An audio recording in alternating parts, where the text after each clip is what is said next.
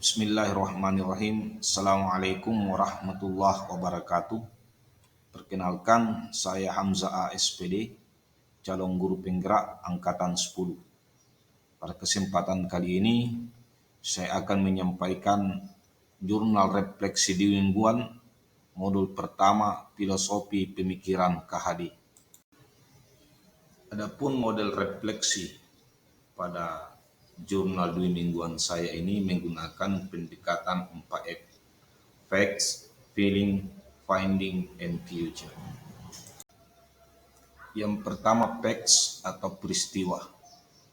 Rangkaian kegiatan pendidikan program guru penggerak angkatan 10 mulai dibuka secara nasional pada Jumat 15 Maret 2024. Acara ini saya ikuti secara live melalui kanal YouTube Ditjen GTK Kemendikbud RI dengan menghadirkan Prof. Dr. Nunuk Suryani dan Dr. Kasiman selaku narasumber.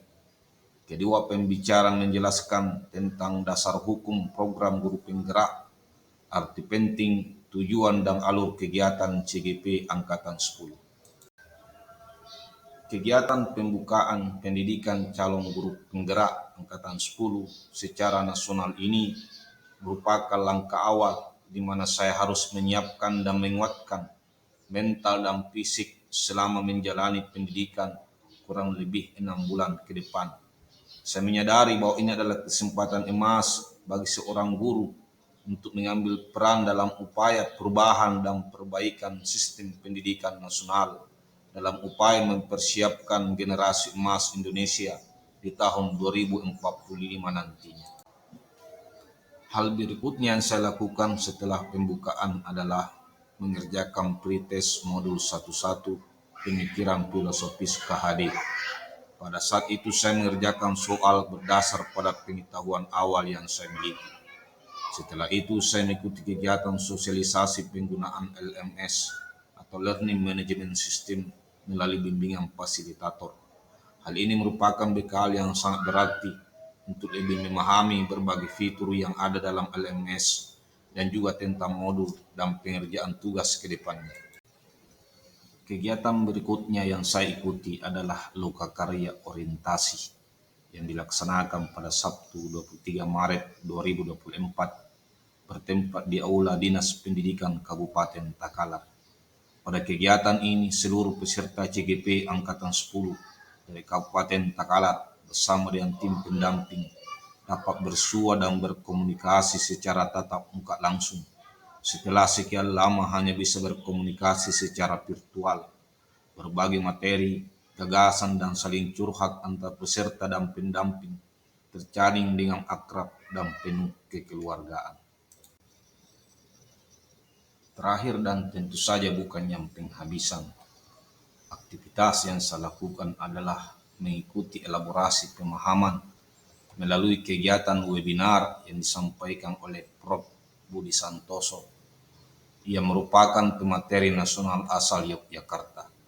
Adapun yang beliau sampaikan adalah rangkuman materi refleksi filosofis pemikiran KHD sekaligus melakukan penyatuan dan persepsi terhadap ide dan gagasan dari KHD seputar pendidikan di Indonesia. Bagian kedua, feelings atau perasaan. Ada begitu banyak keraguan dan ketakutan menggelayut dalam hati dan pikiran saya ketika masa awal mengikuti kegiatan CGP ini, di antaranya. Pertama, apakah saya bisa membagi waktu untuk mengikuti CGP di saat yang sama? Saya harus juga menjalankan tugas guru, yakni mengajar serta membagi waktu dengan keluarga. Yang kedua, apakah fisik ini kuat dalam mengikuti setiap rangkaian kegiatan? Yang ketiga, apakah saya mampu mengerjakan tugas dengan baik dan tepat waktu, mengingat keterbatasan saya terkait penguasaan IT?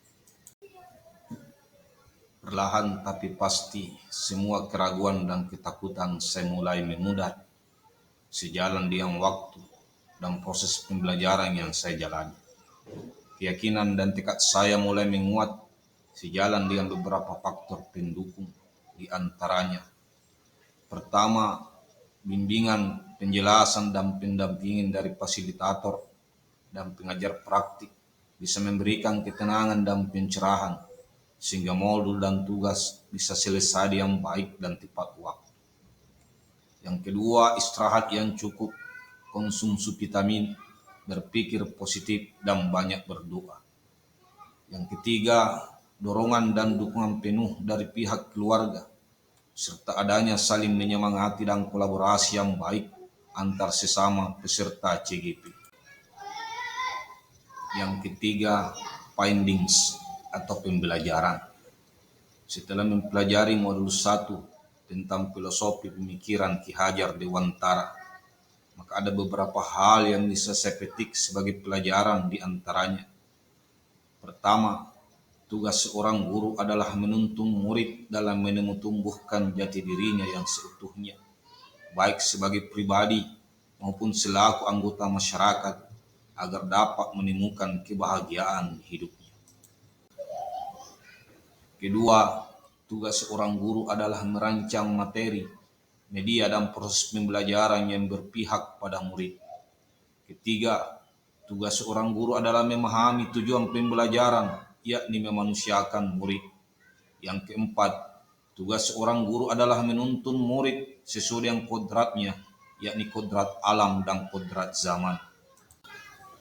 Bagian yang keempat, future atau penerapan.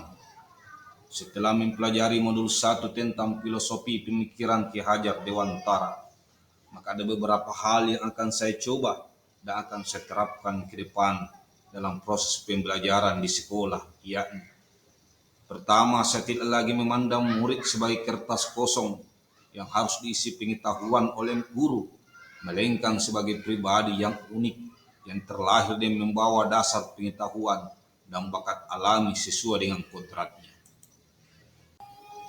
Kedua, merancang materi, media, dan model pembelajaran yang menyenangkan dengan memasukkan unsur permainan agar lebih bisa dinikmati oleh murid.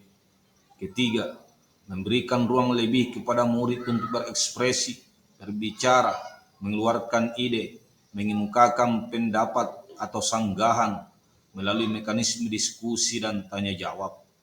Yang keempat, memposisikan diri sebagai hamba tanda kutip di hadapan murid dan lebih banyak mendengar dan berupaya untuk lebih perhatian dan memberikan fasilitas dan layanan terbaik bagi murid.